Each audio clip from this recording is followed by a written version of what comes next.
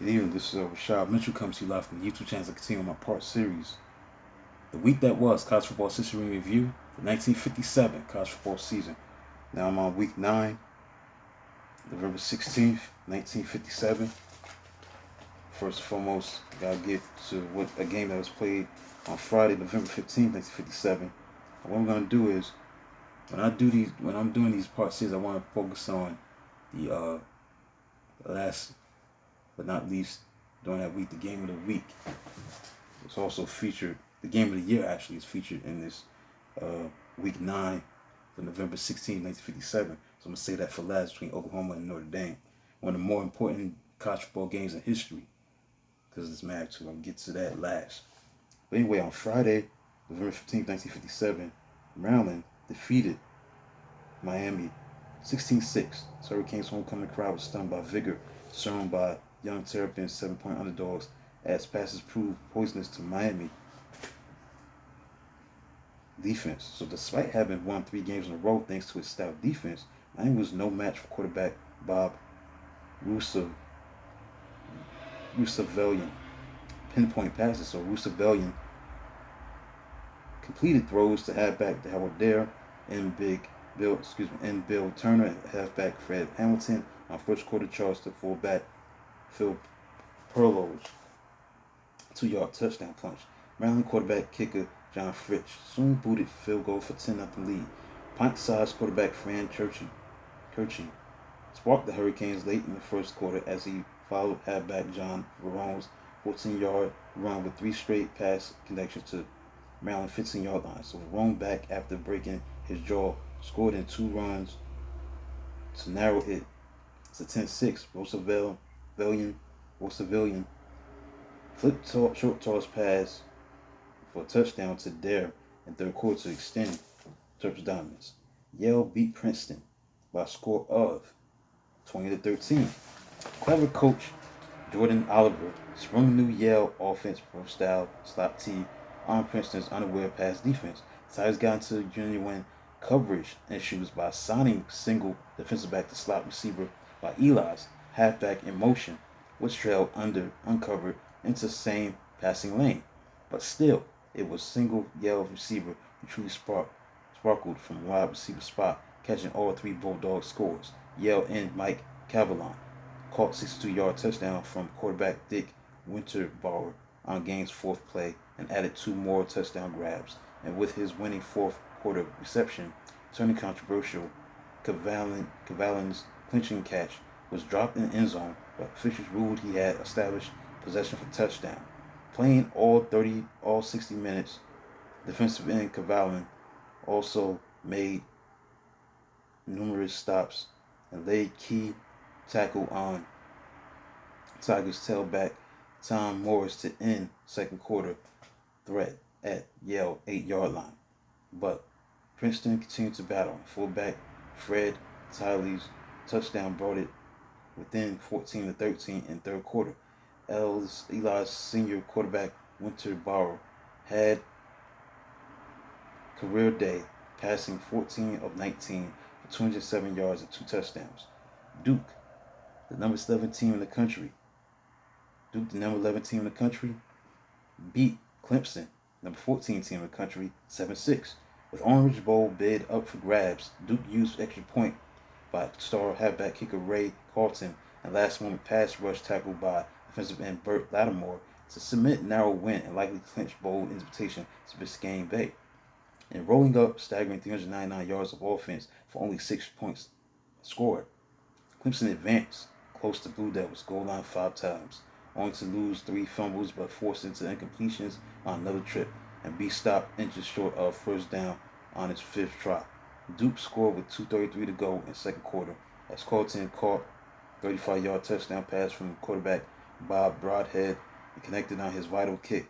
Fullback Bob Spooner lasted through left tackle Howell for Tigers touchdown with clock showing 6 minutes left in the fourth quarter.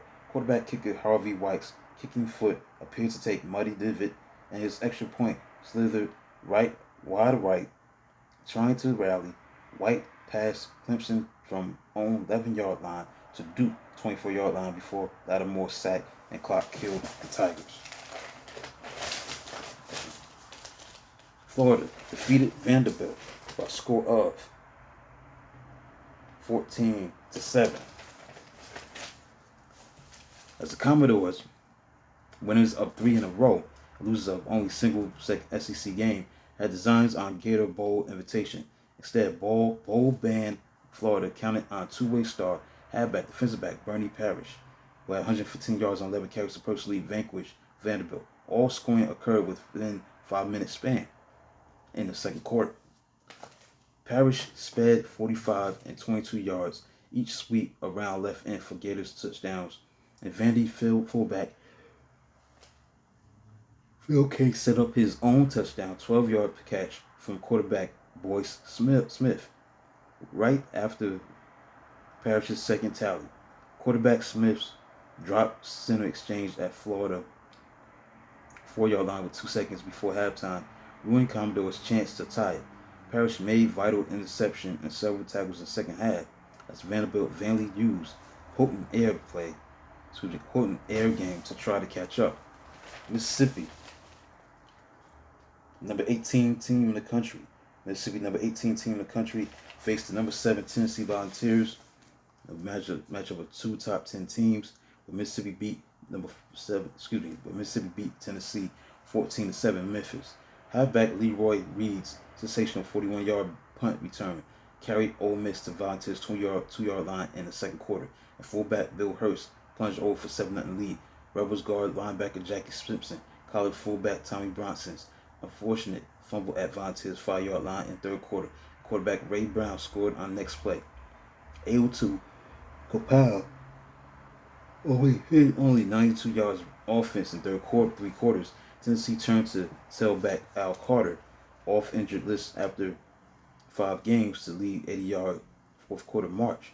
After fullback Carl Smith had a 36-yard run, Carter hit 2 passes and quickly scored on an 8-yard run.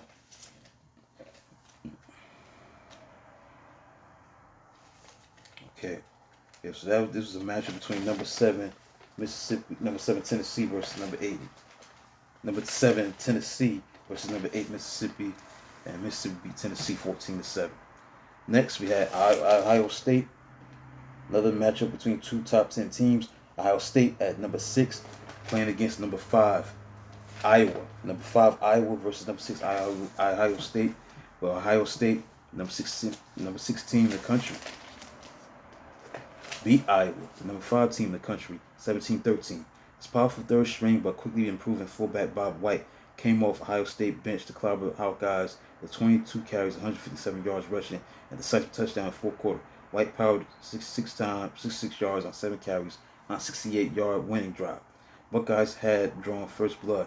Following opening kickoff when halfback kicker Don Sutherland knocked through 25-yard field goal for 3-0 edge at end of March, the Ula's unbalanced line for first time since coach Woody Hayes came to Columbus. Iowa countered with rarely used double wing T offense and jumped to 6-3 lead in only 10 plays on quarterback Randy Duncan's 8-yard touchdown pass to end. Bob Prescott, future Hall of Famer Iowa State defensive end Jim Houston, recovered fullback fumble at Buckeyes' 21-yard line to Hawkeyes threat and start long drive to quarterback Frank Krimbliss touchdown steal. It was now 10-7 in favor of Ohio State. Hawkeyes made it to Ohio State 7-yard line before frustratingly fumbling it away just before halftime. Iowa overcame Ohio State's 10-6 halftime bulge for 13-10 lead in third quarter on Duncan's quarterback sneak. Duncan's scoring plunge culminated trip on which end Jim Gibbons made key catches. Punter Krimbliss booted punt to Iowa's 6-yard line in the fourth quarter as White made big play from linebacker spot to throw Duncan for 13-yard loss, break up Hawks drive, and force punt to Ohio State 32-yard line. From that spot, fullback White started his power runs. Michigan State played against Minnesota, where Michigan State, number 14 team in the country. Number 4 team in the country, Michigan State beat Minnesota 42-13. The Spartans rolled to aim in 436 yards, much of it built in first half, which they dominated 35-0. Still, Michigan State's Rose Bowl hopes fizzled with Ohio State's win, but number 4 Spartans jumped to number 1 in the AP poll, with both Oklahoma and Texas A&M losing their games. Golden Gophers got early help when center Ronald Stevenson ran under opening kickoff and recovered fumble at 18-yard line. So on the 4th down, Minnesota tried reverse run with halfback handoff, but Michigan State defensive end Dave Kaiser stepped into the middle of this mess and took away ball from ruining his 77-yard touchdown sprint another direction. Michigan State halfback Blanche Martin soon pranced 65 yards up the sideline from his 11-yard line in the first quarter, and his halfback mate Walt Kowalczyk followed immediately with a 24-yard touchdown burst off left tackle Francis O'Brien's block for a 13-0 lead. Spartans halfback duo repeated their act in the fourth quarter when Martin dashed 48 yards for his 20-yard line, and Kowalczyk went untouched off left tackle for a 32-yard score. Spartans scoring included safety when guard linebacker Ellison Kelly and defensive end Sam Williams trapped fullback punter Rody Tuska in the end zone at the poor snap. Disappointed Minnesota, which had started the season with high hopes, got window dressing second half touchdowns from quarterback Bobby Cox on a 15-yard pass to halfback Bob Schultz after a 73-yard drive that Cox sparked the 28-yard line with a 28-yard pass from halfback Bob Blakely on a 1-yard plunge after Cox had made 18 and 20-yard runs. Rice upset number 20 Rice upset number 1 Texas A&M by a score of 7-6. Amid rumors of Coach Bear Bryant's departure, top-ranked Texas A&M was stunned by revitalized Rice. Von Owls quarterback tandem combined on difference-making 78-yard drive. Quarterback Frank Ryan launched drive by Owls in the first quarter, and quarterback kicker King Hill's 1-yard touchdown run. A winning kick culminated it early in the second quarter. Rice defense, led by guard Matt Gorges, tackle Larry Whitmore, and Gene Jones, parried 3 Aggies drives inside its 20-yard line before finally yielding. Quarterback Roddy Osborne's 1-yard touchdown run on second play of the fourth quarter. So with 4 minutes left to play, punter Hill punted to Texas A&M 1-yard line.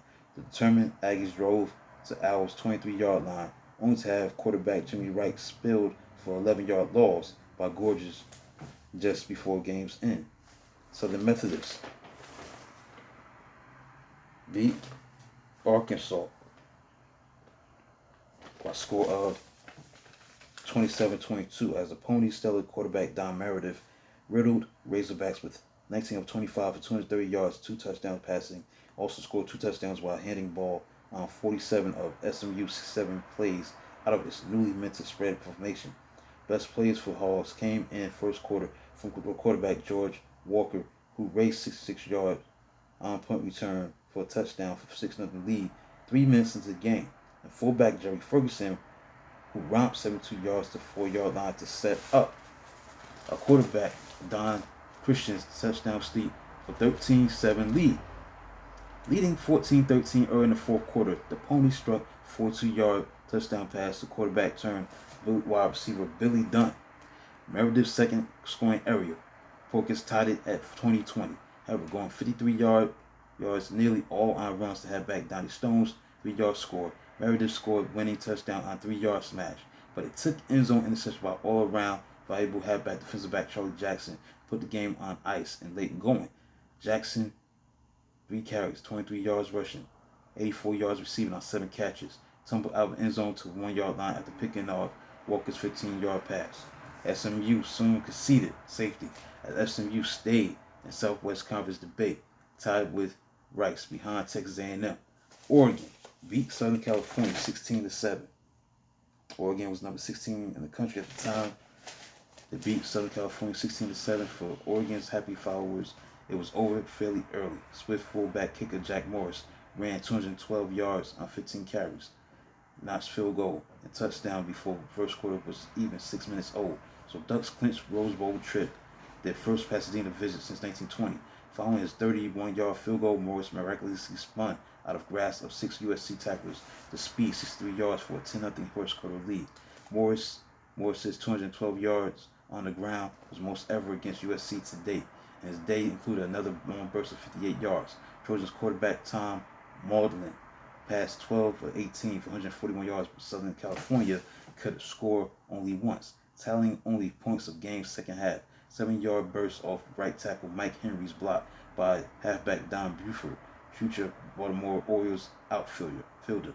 Still, coach Don Clark's young Trojans scrapped hard and ended up on short end of a 334-yard offensive battle. But they had gotten bad break before Oregon halfback Jim Shanley's second quarter touchdown run because Troy handed out reprieve at Duck's 7-yard line.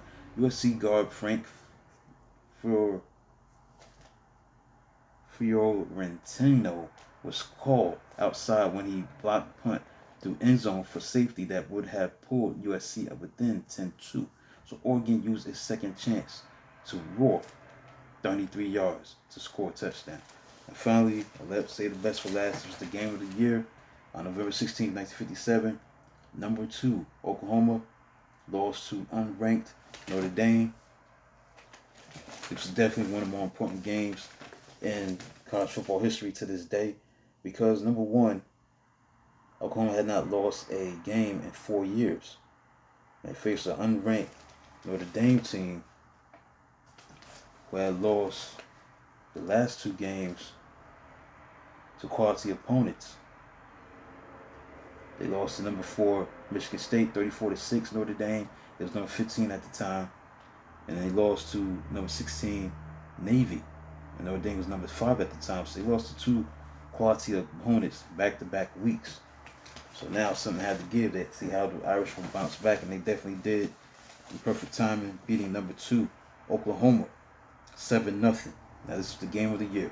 Seemingly invincible 18-point favorite Oklahoma squandered early chances at Irish 13, 34, and 23-yard lines. The Sooners threatened on their first possession to Notre Dame 13-yard line, but guard linebacker Al Ikuyer broke up Oklahoma quarterback Carl Dodd's 4th down pass, building defensive confidence by holding star Oklahoma University halfback Clendon Thomas to 36 yards rushing on 10 carries and gaining stat edge 247 yards to 145 yards total offense by game's end.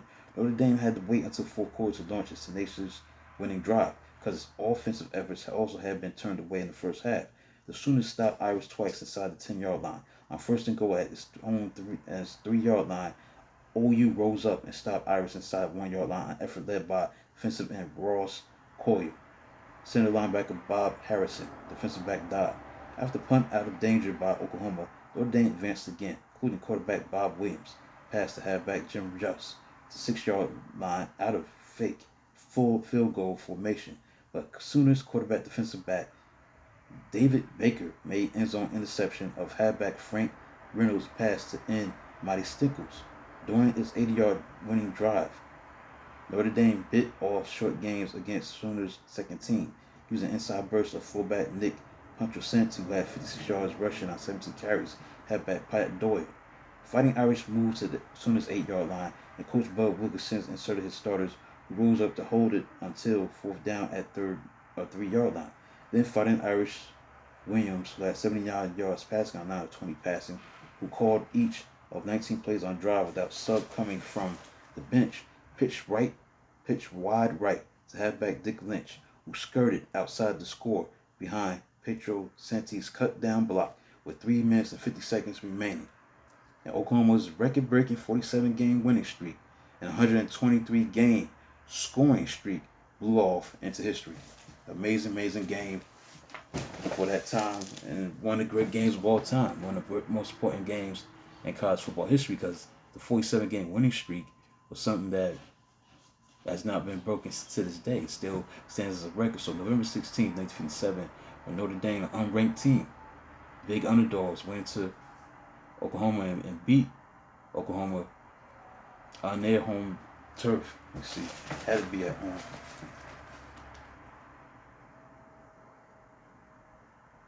I think this game was on the road. Gotta double check, but I doubt it.